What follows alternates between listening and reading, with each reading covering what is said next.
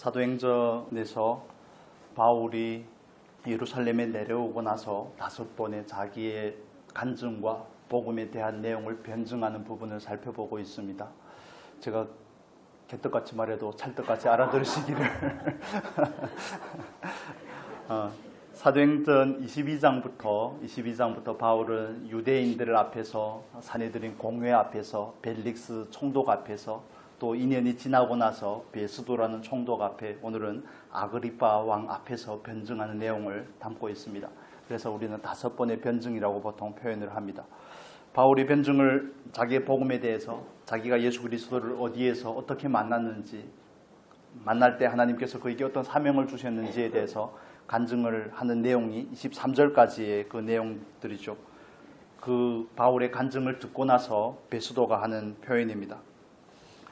바울아, 내가 미쳤도다. 내 많은 학문이 너를 미치게 하였다 하니, 베스도가 바울의 학식에 대해서 굉장히 놀라운 것 같습니다. 그와 반면에 또 그때는 로마가 다스리고 있는 시대지만 그 시대적인 풍조 안에 사상적인 개념은 헬라 사상이 주를 이루고 있습니다. 지극히 이성적인 것입니다. 여러분, 대한민국의 사회적인 풍조 안에는 유교 사상이 좀 많은 편이죠. 불교의 영향과 토속신앙의 영향도 있지만 유교 사상의 근간이 많은 부분이죠. 유교가 중국에서 시작이 되었지만 사실 중국 사람들은 유교 영향이 별로 많지 않습니다. 중국에서 태생이 되어서 한국에 와서 꽃이 핀 게 유교입니다. 그런 것과 비슷하게 헬라가 다스리다가 로마에게 멸망을 당해서 로마가 지중해 패권을 장악을 했지만, 그러나 로마가 다스리지만 그 삶의 기저에는 헬라 사상이 자리 잡고 있는 겁니다. 지극히 이성적이고 논리적인. 베스도도 마찬가지죠. 베스도라는 총독도 바울의 그 간증을 듣고 나서 죽은 사람이 어떻게 부활할 수 있는가? 예수님을 말하는 겁니다. 그래서 그 예수님께서 죽은 사람이 부활한다는 사실도 믿기 어려운데, 그 예수님께서 바울에게 친히 찾아가셨다고, 바울과 커뮤니케이션을 했다고, 바울에게 무언가를 말씀하셨다고, 이런 내용들에 대해서 상식적인 선에서는 받아들일 수가 없는 겁니다. 도무지 이해할 수가 없기 때문에 베스도는 바울을 향해서 네가 미쳤구나. 네가 학식이 대단한 건 알겠는데 그 학식 때문에, 그 학문이 너로 하여금 오히려 미치게 하였다고 이렇게 표현을 합니다. 저는 예수를 믿으면서 한 가지 소원이 있는데, 예수를 믿지 않는 사람들에게 정말 네가 미쳤구나 하는 소리를 한번 들어보는 겁니다. 그 미침은 단순한 정말 정상적인 삶의 범주와 사회적인 도덕과 상식의 선을 벗어나는 그런 미침이 아니라 가치관의 다름에서 오는 그런 미침이죠. 베스도는 바울의 학문과 바울이 복음을 향한 그 거룩한 확신과 열정에 탄복된 나머지 그를 향해서 미쳤다고 증언을 하는 겁니다. 정말 그리스도인으로 살아가면서 이 세상 사람들에게 그런 말을 한 번쯤은 들어봐야 되지 않을까 하는 그 생각이 저는 마음속에 늘 있습니다. 그건 다름이 아니라 지극히 상식적이며 사회적인 윤리와 도덕을 근거로 하여서 살아가지만, 그러나 그 가치관에 있어서는 분명한 하늘의 가치를 가진, 눈에 보이지 않는 영적인 가치를 추구하며 그런 사는 삶을 말합니다. 이 부분에 있어서 오해하시면 안 되는 부분이, 예수를 믿는다고 해서 마치 사회적인 도덕과 윤리와 사회적인 법과 사회인으로서 가져야 될 상식의 선을 무시해도 된다고 생각하는 그리스도인들이 꽤나 있습니다. 대표적인 게 광화문에 나가는 태극기 부대들입니다. 신앙이라는 것은, 저와 여러분이 가진 신앙이 우리를 그리스도인이라고 부르지 않습니까? 우리는 지극히 상식이라는 선에서 출발을 하는 겁니다. 사회인으로서의 상식과 윤리와 도덕을 지키는 그 선을 넘어서 우리는 그것보다 더 탁월하고 우월한 하늘의 가치를 구현하며 이 땅에서 살아가기로 부름을 받은 사람들입니다. 그래서 우리가 어느 나라에 있든지, 어떤 정권 하에 있든지, 어떤 법과 제도 안에 있든지 살아가든지, 우리는 그 제도가 하나님의 말씀이라는 이 큰 범주에서 어긋나지 않는 한 우리는 그 제도를 수용을 하는 겁니다. 대표적인 것이 코로나 같은 그런 사태가 아닙니까? 코로나라는 그 사태 가운데서 사람들이 많이 모이면 바이러스가 확산이 되고 하는 이런 일들이 너무 빈번하게 일어날 수 있기 때문에 모임을 제한하고 할 때 교회는 두 부류로 갈리게 되죠. 많은 교회들은 그래도 정부의 정책이 우리들의 모임으로 인해서 다른 사람에게 피해가 가는 것 때문에 정말 국민의 한 사람으로서, 사회인의 한 사람으로서 그 도덕과 의무를 다하려고 하는 그런 태도를 보이는가 하면, 또 일부의 그리스도인들에게 있어서는 지극히 극단적이다 못해 이기적인 그런 모습들이 나타나는 겁니다. 백신도 안 맞는다 그러고 예배를 드리지 말라고 그러는데도 굳이 예배를 드리겠다고 그러고 하는 이런 양상들이 펼쳐지는 것이죠. 누가 맞느냐? 답은 너무 자명한 겁니다. 그리스도인이 어떤 사람인지에 대해서 우리가 성경을 기준으로 스스로를 향해 물어보면 너무 답이 확연하게 드러나 있는 것입니다. 그리스도인은 자기를 위해서 사는 사람이 아닙니다. 그리스도인은 하나님을 위해서 사는 사람입니다. 하나님을 사랑하고 우리 주변에 있는 이웃을 사랑하는 사람입니다. 다른 사람을 사랑하는 사람이 자기가 바이러스의 통로가 되고자 하는 것 상식적이지 않지 않습니까? 너무 기본적인 윤리적인 기준에도 미치지 못하는 그런 모습들이 그리스도인들에게 정말 세상 사람들로부터 비난과 지탄을 받게 하고 교회의 권위가 추락이 되게 하는 이런 계기가 되는 겁니다. 이건 어느 정당을 지지하냐가 아닙니다. 말씀이라는 복음이라는 그 기준에서 볼 때 그런 부분에서 우리가 바른 이해를 가지시면 좋겠습니다.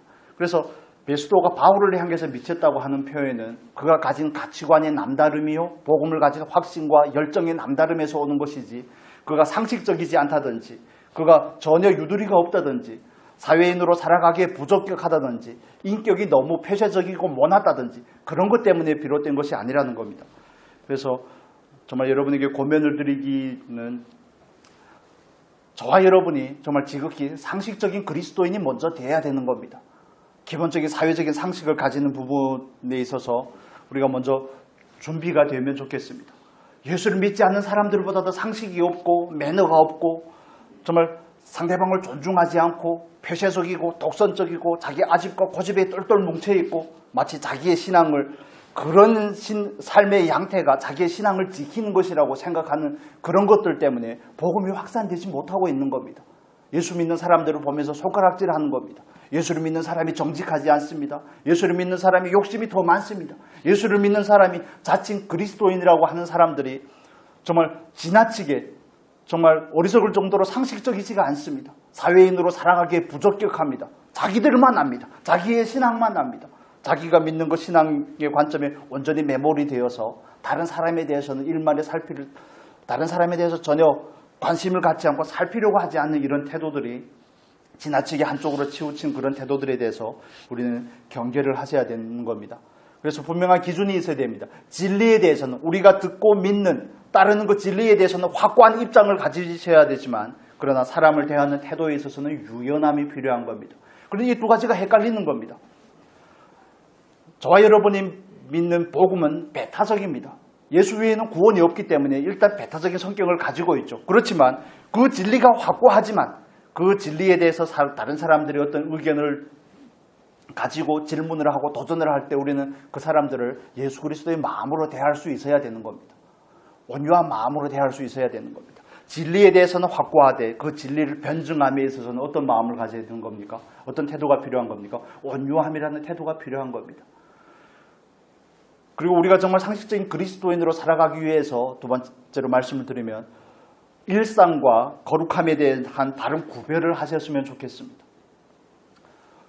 맨날 교회에 모이는 거 그건 정상적이 아니라고 저는 생각을 합니다.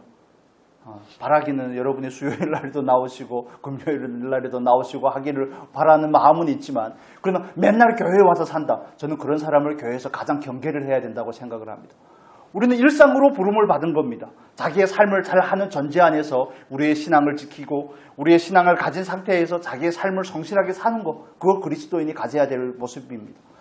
여러분, 신앙생활을 한답시고 직장에 성경을 들고 가서 직장에 직장의 일에 충실해야 될 그 시간에 성경을 본다든지 그런 일은 절대 하지 마십시오. 그거 신앙이 좋은 거 아닙니다. 신앙이 좋은 거 아닙니다. 직장에 출근을 하셨으면 그 직장을 위해서 자기의 온 성실함과 온 정성을 투자를 해야 되는 것이 그리스도인이 가져야 될 마땅한 태도입니다. 점심시간에 보는 거에 누가 뭐라고 그러겠습니까? 그런데 그 시간에 말씀을 읽는다든지 말씀을 암송한다든지 뭐 짬을 내서 한다고 득이하는 사람들도 가끔씩 있던데 착각하고 계시는 겁니다. 직장에 가시면 직장인으로 성실한 그리스도인으로서의 직장인으로서 성실하게 섬겼으면 좋겠습니다. 그러면 교회에 오면 물론 교회에서만 그리스도인이 되면 안 되겠죠. 그래서 일상과 교회 생활에 있어서 바른 균형을 가졌으면 좋겠습니다. 우리가 예배 자리에 나오는 것은 우리의 삶의 현장에 돌아가서 그리스도인으로 살기 위함입니다. 그래서 일상에서 살다가 그리스도인으로 사는 삶이 실패하면 하나님 앞으로 다시 와서 엎드리고 하나님의 은혜를 구하고 하늘로부터 공급을 받고 다시 무장하고 나가서 그리스도인의 삶을 구현하고자 하는 이 균형이 있어야 되는 겁니다. 교회에만 맨날 모이고 세상에 나가서는 자기 마음대로 독선적으로 살고 고집과집으로 살고 그게 그리스도인의 모습이 아니라는 것에 대해서 바른 이해를 가지셨으면 좋겠습니다. 그리고 그리스도인들에게서 또 나타나는 그런 부분들은 예수를 믿지 않는 사람들에서 지나치게 차별적으로 대하는 겁니다. 예수를 믿지 않는 사람들은 저와 여러분에게 포용의 대상입니다. 품어야 될 대상입니다. 물론 그들이 아직 하나님의 은혜가 그들에게 임하지 않아서 하나님을 알지 못하지만 그러나 우리는 그를 인격 대 인격으로 대하는 겁니다. 하나님께서 만드신 피조물로 대하는 겁니다. 예수도 믿지 않는 것이. 이런 태도가 정말 하나님 앞에서 하나님의 진노를 부른다는 사실에 대해서 경계를 하셔야 됩니다. 아직 그에게 은혜가 임하지 않았기 때문에 그가 예수를 믿지 않는 겁니다. 왜 교회를 안 다니냐고요. 저와 여러분은 어떻게 교회를 다니게 되었고 어떻게 하나님을 알게 되었습니까? 하나님께서 우리에게 찾아오신 결과가 아니겠습니까? 그래서 정말 따뜻한 마음으로 온유한 마음으로 차별이 없는 마음으로 권면할 수 있는 은혜가 있었으면 좋겠습니다. 권면이지 강요가 아닙니다. 권면이지 강요가 아닙니다. 그래서 각자에게 주어진 정말 사람과 사람으로 대할 수 있어야 됩니다. 그래 마치 예수를 믿지 않는 사람들을 바라볼 때 자기의 우월함을 나타낸다든지 자기가 가진 그 신앙의 우월함과 탁월함으로 그들을 향한 일종의 비하라든지 그들을 향한 얕잡아봄이 우리 안에 있다면 그걸 우리가 회개를 해야 되는 겁니다. 정말 가난한 사람을 멸시하는 사람은 뭐라고요? 잠언서에서 뭐라고 말합니까? 그를 지으신 하나님을 멸시하는 것이라고 말합니다. 그래서 저와 여러분의 역할에 있어서 정말 바르게 분별을 하고 바르게 살아낼 수 있는 은혜가 있었으면 좋겠습니다. 정말 예수를 위해서 한번 이 세상의 가치관과 전혀 반대되는 삶을 사는 거 그리스도인이 소원으로 가진다면 정말 바람직하다고 이해가 됩니다. 그렇지만 그건 광신적인 모습을 나타내는 것이 아닙니다. 광신적인 모습이 아니라 지극히 정상적이고 상식적인 삶의 기초 위에 세워지는 것이죠. 진리에 대한 확신은 분명하지만 그러나 온유한 마음을 가지는 것, 태도에 있어서는 온유하고 유연한 것, 정말 하나님 앞에서 일상과 신앙에 있어서의 균형을 가지는 것, 사람에 대해서 차별하지 않는 것, 피부색이 다르다고 차별을 한다든지 믿느냐 믿지 않는 것을 가지고 차별을 한다든지 그러니까 믿지 않는 사람들이 믿는 그리스도인들을 보면서 상처를 받는 겁니다. 마치 내가 믿지 않는 것이 누구의 자기의 잘못인 것 마냥 일종의 정죄라는 형태로 나타나게 되는 것입니다. 하나님께서 저와 여러분에게 베푸신 은혜를 이해하시고 아직 하나님을 알지 못하는 그런 분들을 향해서 정말 그리스도인의 모습으로 나아갈 수 있었으면 좋겠습니다. 상식적인 그리스도인의 모습, 상식을 초월하는 그리스도인의 모습으로 나아가면 좋겠습니다. 이런 부분들은 베스도가 바울을 대하는 태도와 그에 반하여 바울이 베스도를 대하는 태도에서 우리가 알 수 있습니다. 우리 25절의 말씀 한번 볼까요? 25절 같이 읽겠습니다. 바울이 이르되 베스도 각하여 내가 미친 것이 아니요 참되고 온전한 말을 하나이다. 베스도는 바울을 향하여 뭐라고 말합니까? 네가 미쳤구나. 네가 미쳤구나. 근데 바울은 그를 향해서 뭐라고 말합니까? 베스도 각하여. 베스도 각하여. 각하라는 표현은 뭐 우리가 예전에는 뭐 50시대까지 자주 썼습니까?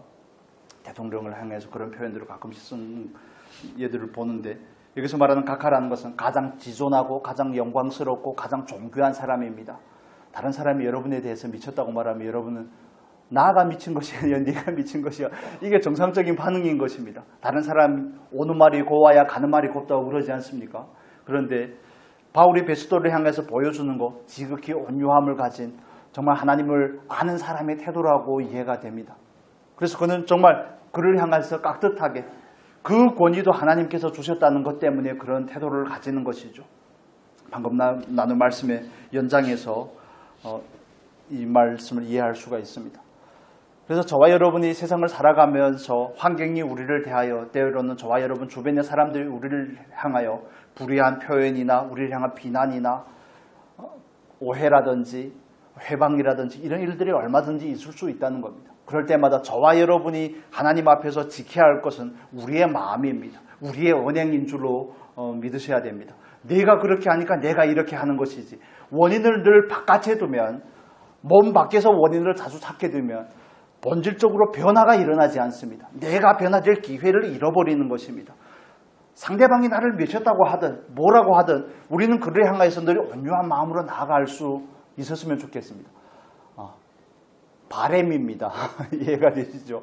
안 될 때가 너무 많습니다. 바울처럼 네가 뭔데 나를 미쳤다고 그러냐고 이런 식으로 나오는 것이 아니라 내가 몇 살이냐, 내가 누군지 아냐 이렇게 반응을 하는 것이 아니라는 겁니다. 상대방이 뭐라고 하든 우리는 하나님 앞에서 그리스도인으로서의 반응을 하는 겁니다. 이해가 되시면 아멘 합시다. 어려운 일인 걸 저도 압니다. 그런데 바울이 그 태도를 보면서 너무 많이 도전이 되어서 자네들이라고 함부로 하는 제 모습이 보여져서 정말 그들을 향하여서도 하나님께서 맡기신 사람이라는 그 인식을 가지고 대한다면 얼마나 좋을까. 바울이 그래서 베수도를 향하여서 내가 미친 것이 아니고, 얼마나 자상하게 설명을 하는지 모릅니다. 내가 미친 것이 아니고 참되고 온전한 말을 하는 겁니다. 나는 여기서 말하는 참되고 온전함이라는 것은, 참되다는 것은 진리라는 뜻을 가지고 있습니다. 온전함이라는 것은 절제됨을 가지고 있습니다. 진리와 성령을 따라서 말한다는 의미가 아니겠습니까? 너희가 무슨 말을 하든 자기가 말하는 것처럼 하지 말고 하나님의 말씀을 하는 듯이 하라고 베드로 사도는 우리에게 권면을 하고 있는 것처럼, 저와 여러분의 말과 저와 여러분의 태도가 정말 성령을 따르는 것이고 진리를 기초로 하는 것이었으면 좋겠습니다. 우리는 그것을 위해서 부름을 받았다는 사실을 우리가 온전히 이해하고 온전히 믿으셨으면 좋겠습니다. 아무렇게나 말하고 사는 것이 아닙니다. 많이 말하는 것도 아니고 말을 하지 않는 것도 아닙니다. 말해야 될 것을 말하는 것입니다. 너무 어렵죠. 너무 어렵지만 저와 여러분이 그걸 부단히 연습을 해야 될 부분인 것입니다. 우리 고린도전서의 말씀 볼까요? 고린도전서. 성장한 사람의 기준에 대해서 바울은 이렇게 말합니다. 고린도전서 13장입니다. 13장 11절.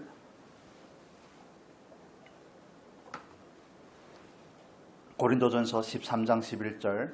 우리 같이 읽겠습니다. 내가 어렸을 때에는 말하는 것이 어린아이와 같고 깨닫는 것이 어린아이와 같고 생각하는 것이 어린아이와 같다가 장성한 사람이 되어서는 어린아이의 일을 버렸노라. 어린아이와 장성한 사람의 근본적인 차이에 대해서 세 가지를 바울이 언급을 합니다. 말하는 것이 어린아이와 같고, 그 다음에요, 깨닫는 것이, 생각하는 것입니다. 정말 그 말씀에 대한 이해가, 깨닫는 것이 어린아이와 같고, 세 번째는 뭐가요? 생각이 어린아이와 같고 라고 말합니다. 그러나 내가 장성한 사람이 있어서는 말에 있어서, 이해에 있어서, 깨달음, 생각에 있어서 변화가 있었다는 겁니다. 그래서 저와 여러분이 그리스도인으로 성장했다는 것, 성장했다는 것은 물론 온전한 깨달음을 가지고 하나님을 아는 것을 의미하는 것입니다. 그러나 성숙한 측면에 있어서는 우리의 말은 아직도 연단을 많이 받아야 됩니다. 많은 부분들이 바뀌어야 됩니다. 마치 뱀의 독을 가진 것과 같습니다. 이 말로 정말 그 누군가의 마음을 따뜻하게 할 수가 있는가 하면, 위로하고 살리는 말을 하는가 하면, 그를 흥하게 하는가 하면, 반면에 사람을 죽이는 것도 우리의 말에서, 우리의 말로 인한 결과들인 것을 우리가 살면서 너무 많이 경험을 합니다. 특별히 가족 안에서 사랑하는 사람들끼리 혈연 관계 안에서 이런 일들이 너무 많이 일어나죠. 수십 년 전에 부모가 했던 그 한마디의 말이 그의 일생에 지대한 영향을 미치는 것들을 볼 수가 있습니다. 그래서 성장한 사람이 된다는 것은 말이 변화되는 것을 말하는 겁니다. 제가 이렇게 표현을 하면서도 찔리는데, 말이 변화가 되는 것을 말합니다. 나는 성장한 사람이요, 나는 그래도 어느 정도 성숙했습니다라는 것은 나의 말이 과거와 지금 달라져 있는가, 내가 말씀에 대한, 진리에 대한 깨달음이 달라져 있는가, 깊어져 있는가, 넓혀져 있는가, 아니면 내가 생각하는 것이 아직도 지극히 지엽적이고 자기중심적이고 그런 것인지, 아니면 하나님을 위한 것이고 더 광의적이고 대의적인 모습으로 내가 바뀌었는지, 그래서 말과 깨달음과 생각에 있어서 나는 어떤 변화가 있는지에 대해서 구체적으로 점검을 하셔야 되는 겁니다. 성장했다고, 성숙했다고 하는 표현들이 그냥 뜬구름 잡는 것이 되어서는 안 됩니다.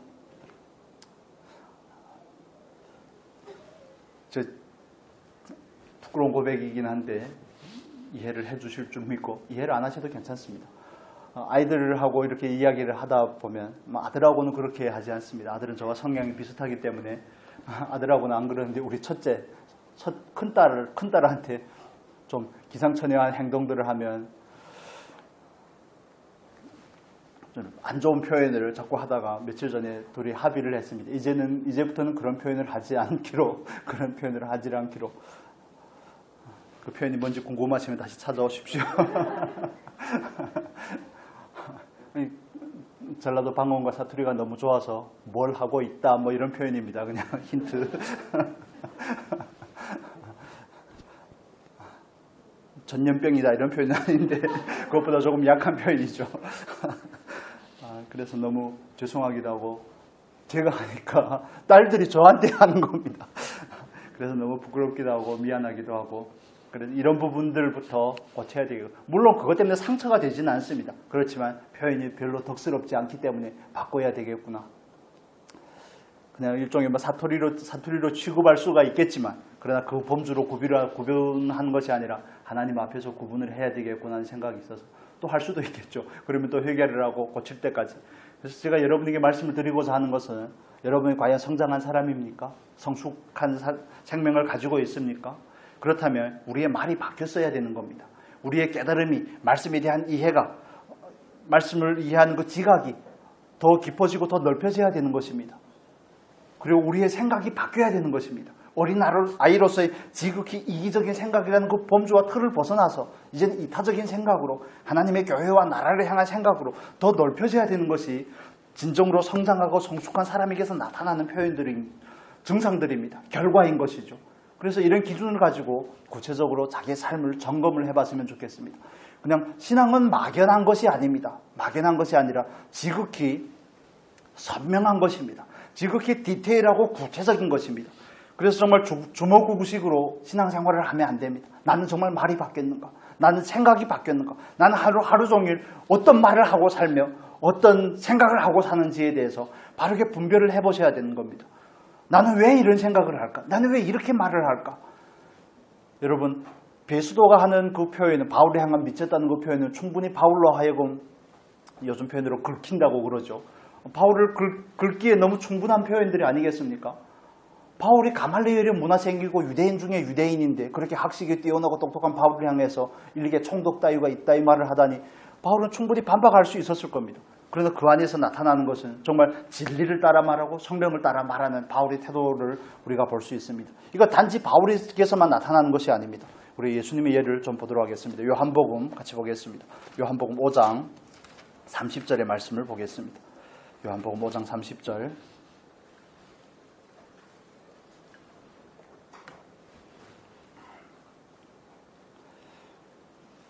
5장 30절 같이 읽겠습니다.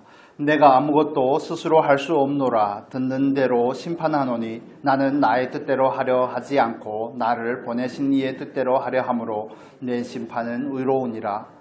19절에도 이런 표현이 있습니다. 내가 진실로 너에게 이르노니 아들이 아버지께서 하시는 일을 보지 않고는 아무것도 스스로 할 수 없나니 아버지께서 행하시는 그것을 아들도 그와 같이 행하느니라. 예수님께서는 하나님의 아들이셨지만 예수님께서는 아버지께서 하시는 일 외에는 아버지께서 나에게 명하신 것 외에는 난 아무것도 스스로 할 수 없다고 고백을 합니다. 예수님조차도 그렇게 고백을 하는데 하물며 저와 여러분이겠습니까? 그래서 저와 여러분이 하는 말이나 태도에 있어서 정말 진리를 기초로 하고 진리를 따라 말하고 성령을 따라 말하실 수 있기를 축복합니다. 마귀가 예수님을 시험을 할 때도 예수님께서 마귀의 시험에 반박하는 그 태도도 마찬가지죠. 그는 성령의 충만함을 입어 진리를 근거로 하여서 마귀의 시험과 유혹을 물리치는 것을 볼 수 있습니다. 단지 예수님의 삶뿐만이 아니라 저와 여러분의 삶의 일상에서 구체적인 적용을 해보셨으면 좋겠습니다. 성령께서 말하라고 하는 내용만 말할 수 있기를, 성령께서 말하게 하심을 따라 말할 수 있기를, 단순하게 설교를 하는 사람에게만 적용이 되는 게 아닙니다. 저와 여러분의 일상에서 적용이 되는 겁니다. 때론 감정의 영향을 받고 때론 생각의 영향을 받고 때론 의지의 영향을 받아서 환경의 영향을 받아서 하지 말아야 될 말을 하고 상대방의 기분들 상하게 하는 말을 하고 전혀 온유하지 않고 따뜻하지 않은 말을 함으로 인해서 말의 태도로 인해서 상대방에게 예수를 끼치지 못할 때가 너무 많더라는 겁니다. 정말 바울의 모범을 저와 여러분이 가지셨으면 좋겠습니다. 참된 말을 온유함으로 정말 진리를 따라 성령을 따라 말하실 수 있기를 예수님의 이름으로 축복합니다. 그렇게 말할 때만이 비로소 하나님께 영광이 됨을 우리가 알 수 있습니다. 우리 요한복음 14장 같이 한번 보겠습니다. 14장 10절에도 이렇게 표현을 합니다. 14장 10절 같이 읽겠습니다. 내가 아버지 안에 거하고 아버지는 내 안에 계신 것을 내가 믿지 아니하느냐? 내가 너희에게 이르는 말은 스스로 하는 것이 아니라 아버지께서 내 안에 계셔서 그의 일을 하시는 것이라. 그렇습니다. 내가 너희에게 이르는 말은 스스로 하는 것이 아니라 아버지께서 내 안에 계셔서 그의 일을 하는 것이라. 그래서 저와 여러분의 말이 하나님의 일을 하는 통로가 되어야 되는 겁니다. 하나님의 일을 하는 통로, 하나님의 뜻을 전달하는 통로가 되어야 되는 겁니다. 하나님의 성품을 나타내는 통로가 되어야 되는 것입니다. 그래서 무엇을 목적으로 하느냐가 훨씬 더 중요한 부분인 겁니다. 그 목적에 따라서 우리는 우리의 태도와 우리가 말을 함에 있어서의 많은 부분들을 점검을 하게 되는 것이죠. 여러분 언제든지 잊지 않으셨으면 좋겠습니다. 저와 여러분이 언제 어디서 무엇을 하든지 우리의 말과 행동을 통해서 나타나는 것은 누굽니까? 하나님입니다. 우리가 그리스도인답게 살지 못하면 그 사람들은 우리를 비난을 하기도 하지만 하나님을 비난을 합니다. 하나님의 몸된 교회를 비난을 합니다. 교회를 다닌다는 것이 옛날에 예수쟁이라고 비하를 하지 않았습니까? 예수를 믿는다는 것이 세상 사람들의 기준에도 미치지 못한다는 등 이런 식으로 비난을 하게 되는데 우리의 연약함 때문에 그럴 수가 있죠. 그러나 그게 늘 연약함이 연속이 되어서는 안 된다는 것입니다. 그런 부분들에 대해서 바르게 분별을 하셨으면 좋겠습니다. 정말 진리를 따라 말하겠습니다. 하나님, 내 말이, 나의 태도가 하나님을 나타내는 것이라는 그 인식을 가지고 살겠습니다. 그런데 삶에서 구석구석 살펴보면 그러지 못할 때가 너무 많습니다. 저 스스로를 봐도 저녁이면 정말 하나님 앞에서 안타까울 때가 너무 많습니다. 이불킥이라고 그러죠. 왜 그때 그랬을까? 그럴 때마다 우리가 살펴야 되는 것은 내가 한 말이라는 결과가 아닙니다. 나는 어떤 사람이기 때문에 그런 말밖에 할 수 없었는가? 나는 어떤 존재이기 때문에 나에게서 나오는 것은 그 정도의 말밖에 안 되는가에 대해서 살펴야 되는 겁니다. 왜냐하면 그 존재가 그 사람이라는 말과 행위라는 결론으로 이어지기 때문에 그렇습니다. 나는 어떤 사람인가에 대해서 초점을 맞추고 나는 그러면 어떤 사람이 되어야 되겠는가에 대해서 초점을 맞춰서 근본적인 문제를 해결하고자 해야 되는 겁니다. 또 한 가지 예시를 들까요? 우리 목요일날마다 광주에 가지 않습니까? 그리고 어느 한 번은 우리 목요일날에 갔는데 차가 꽉 차서 갔습니다. 장로님도 타시고 하나도 타고 이렇게 해가지고 차가 꽉 차서 광주에 간 적이 있습니다. 장로님은 제 뒤에 타신 것으로 제가 기억이 되는데 그리고 예배 다 드리고 오면서 가스를 충전하러 갔죠. 가스를 충전을 하러 갔는데 그 가스 충전소에 가기 위해서는 차가 유턴을 해야 됩니다. 그래 유턴을 하는데 유턴을 해야 될 지점 얼마 앞에서는 고가에서 내려오는 차량들이 있습니다. 3차선으로 되어 있는데 제가 만약 거기서 유턴을 한다면 저쪽에서 내려오는 차량은 1차선으로 들어와야지 저랑 부딪히지 않지 않겠습니까? 그래서 제가 딱 유턴은 됐지만 그런데 그 앞에서 포르쉐였던 것 같아요. 외제차가 이렇게 오는 겁니다. 그래서 제가 유턴을 해서 3차선으로 유턴을 해서 차가 크니까요. 2차선으로 들어가는데 그 차가 뒤에서 빵빵거리는 겁니다. 그래서 제 생각에는 외제차가 뭘 잘났다고 네가 뭔데 장로님도 타고 계시는데 변명이 아닙니다. 장로님도 타고 계시고 권사님도 타고 계시는데 왜 빵빵거리냐는 식으로 네가 빵하면 나는 크락션이 없냐 그래가지고 같이 빵을 하고 나서 마음에 뭔가 좀 걸리는 게 있어서 너무 미안했습니다. 너무 미안하기도 하고 시체말로 쪽팔린다 그러죠. 그래서 예를 들어 그런 경우가 있다면 미안하고 부끄러운 것은 제 몫이지만 다음에는 장로님을 태우지 말아야 되겠다 이렇게 하면 안 된다는 겁니다. 다음에는 유턴할 때 차가 없을 때 유턴을 해야 되겠다. 이렇게 방법이나 상황을 바꾸려고 하면 안 된다는 겁니다. 나는 어떤 족속이기 때문에 그런 말이 나왔는가? 나는 어떤 마인드를 가지고 있기 때문에 내가 빵하면 나도 빵할 수 있다는 것을 보여줬는가? 괜히 기분이 나쁘더만요. 제가 잘못한 거 없다고 생각이 되는데 그러니까 나는 왜 바울처럼 온유하지 못했는가? 이게 또 생각이 나는 겁니다. 왜 온유하지 못했는가? 그래서 태도를 바꾸려고 하는 것이 아닙니다. 태도는 물론 바꿔야죠. 태도는 물론 바꾸고 상황도 될 수 있으면 피할 수 있으면 좋겠지만, 그러나 근본적인 것은 사람의 문제라는 것을 말씀을 드리는 겁니다. 나라는 존재가 그런 결과를 도출할 수 있는 존재밖에 안 되는 겁니다. 분량이 그만큼밖에 안 되는 겁니다. 그만큼밖에 바뀌지 않은 겁니다. 말에 있어서, 깨달음에 있어서, 생각에 있어서, 지각에 있어서 아직도 어린아이와 같기 때문에 어린아이의 그런 일들을 하는 겁니다. 어린아이의 그런 삶의 양태를 보이는 것입니다. 어쩔 수가 없는 것이죠. 안타까운 부분입니다. 그래서 그런 결과를 보면 우리는 나는 더 이상 어린아이가 되지 말아야 되겠구나, 또 성장한 삶으로 나아가야 되겠구나 하는 이런 결의를 가지시라는 것을 말씀을 드리는 겁니다. 그래서 존재의 변화가 중요한 것입니다. 상황의 모면이나 행위를 바꾸는 것은 본질적인 것이 아닙니다. 물론 그런 부분들도 연습을 해야 되지만 구체적으로 내가 바뀌고자 해야 되는 것입니다. 내가 성장하고자 해야 되는 것입니다. 정말 좀 더 성숙한 그리스도인이 되어야 되겠구나 하는 그런 소원들이 저와 여러분 안에서 다시 좀 불타올랐으면 좋겠습니다. 정말 예수님의 이름으로 권면을 드리는 겁니다. 그러지 않으면 우리는 도처에서 흠많은 우리들의 모습으로 인해서 하나님과 하나님의 나라가 비난을 받는 그런 일들을 초래하게 되는 것이죠. 마지막으로 한 가지 더 살펴보겠습니다. 바울의 고백인데 우리 29절 한번 보겠습니다. 29절 본문에 돌아와서 26장 29절 같이 읽겠습니다. 바울이 이르되 말이 적으나 많으나 당신뿐 아니라 오늘 내 말을 듣는 모든 사람도 다 이렇게 결박된 것 외에는 나와 같이 되기를 하나님께 원하나이다. 아멘. 여기서 말하는 원하나이다 라는 것은 원하다, 기도하다는 뜻을 가지고 있습니다. 야고보서 5장에 보면 의인의 기도는 역사하는 힘이 큼이라 하고 표현을 할 때 그 기도라는 단어와 똑같은 단어를 표현을 합니다. 바울이 자기의 복음을 변증을 하면서 아그리빠 왕도, 베스도도, 거기에 있는 모든 사람들도 자기와 같이 결박당한 것 외에는 자기와 같이 되었으면 좋겠습니다. 그건 다른 말로 말하면 그들을 향해 복음을 선포하는 것이죠. 나처럼 당신들도 예수를 만나고 부활하신 예수를 만나서 그 예수를 믿었으면 좋겠습니다 하는 그 고백을 하는 겁니다. 바울은 지금 자기의 생명의 경각에 와 있는데 그 상황에서 자기를 살피는 것이 아니라 그 상황 자체를 판으로 오히려 뒤집어 버립니다. 무엇으로 바꾸는 겁니까? 신문 받는 그 자리를, 자기 스스로를 변명하는 자리를 복음을 선포하는 자리로 바꾸는 것입니다. 그건 자기의 안위에 관심이 없는 사람에게만 가능할 것입니다.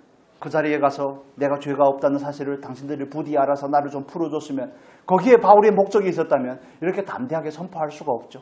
바울은 하나님께서 그에게 주신 계시를 분명히 받았습니다. 그는 어디로 가야 된다고요? 로마로 가야 됩니다. 여기서 끝이 아니라는 사실을 분명히 알았고 그에게 주어진 모든 상황과 모든 여건을 하나님을 드러내는 일에 사용하고자 하는 것입니다. 그걸 우리가 다른 말로 부르심에 충실한 삶이라고 이해할 수가 있습니다. 우리 말씀 한 구절을 보겠습니다. 우리 본문에서, 지난번에 본문인데 17절에서 18절의 말씀을 보겠습니다. 26장 17절에서 18절 같이 읽겠습니다. 이스라엘과 이방인들에게서 내가 너를 구원하여 그들에게 보내어 그 눈을 뜨게 하여 어둠에서 빛으로 사탄의 권세에서 하나님께 돌아오게 하고 죄 사함과 나를 믿어 거룩하게 된 무리 가운데서 기업을 얻게 하리라 하더이다. 바울을 부르신 목적이라고 우리가 나눴죠. 그래서 눈을 뜨게 하며 어둠에서 빛으로 사단의 권세에서 하나님께로 돌아오게 하고, 바울은 모든 사람을 향해서 이 마음을 가지고 있습니다. 모든 사람을 향해서. 그래서 그는 로마서 1장에서 우리가 지금 로마서 읽고 있지 않습니까? 1장 14절에서 이렇게 말합니다. 헬라인이나 야만인이나 지혜 있는 자나 어리석은 자에게 다 내가 복음의 빚진 자라고 말합니다. 내가 빚진 자라는 심령을 가지고 있습니다. 그래서 그들이 세상의 권세를 가진 사람이든 상대방이 어떤 사람이든 그게 중요한 것이 아니라 바울의 소원은 자기를 만나는 모든 사람에게 정말 예수 그리스도의 복음이 들어가기를 원하는 그 기대를 가지고 있습니다. 바울은 그걸 위해서 기도할 뿐만 아니라 그걸 위해서 살고 있습니다. 우리는 이 자리에서 이 부분을 다시 한번 점검을 해보면 좋겠습니다. 나는 무엇을 위해서 살고자 하는가? 나의 삶의 이유와 목적은 무엇인가? 정말 복음의 통로가 되고자 하는 것인지, 아니면 나의 안위와 나의 삶을 위한 것인지에 대해서 바르게 생각을 해보셔야 되는 겁니다. 하나님께서는 왜 나를 부르셨는가? 하나님은 왜 나를 구원을 하셨는가? 왜 나로 하여금 그리스도인으로 이 세상을 살아가게 하는 것인가? 그리스도인으로 이 세상을 살아가면서 나는 어떤 일을 목적을 해야 될 것인가에 대해서 이 부르심의 목적이라는 부분이 확실하게 정비가 되어야 저와 여러분의 삶의 전반에 있어서 바르게 그 초점 안에서 정비가 되기 시작합니다. 삶이 심플해지고 간단해지기 시작합니다. 그걸 위해서 부르심이라는 그 목적 안에서 정비가 되면 내가 말하는 것, 행동하는 모든 것들이 정결이 될 것입니다. 삶이 혼탁하고 삶이 오리무중에 빠진 것 같은 그런 이유는 뭐냐면 분명한 목적이 없기 때문에 그렇습니다. 목적의식이 분명하지 않기 때문에 그렇습니다. 여러분 순천에서 해마다 하는지는 잘 모르겠는데 남성용 마라톤 있지 않습니까? 10km 온 걸로 제가 알고 있는데 그래서 올해는 남성용 마라톤 한번 나가보려고 그럽니다. 아들하고 약속을 했습니다. 그래서 10km를 해야 되는데 지금 겨우 꾸역꾸역 11km 이 정도밖에 못 뛰는데 10km를 어떻게 뛸 수 있을까? 막 유튜브에 찾아보니까 10km를 쉽게 뛰려면 20km를 뛰어보라고 그렇게 무식하게 조언을 하더라고요. 20km를 뛸 수 있으면 10km는 가볍게 뛴다고 그러더라고요. 그래서 그러면 어떻게 10km를 뛸 수 있을까?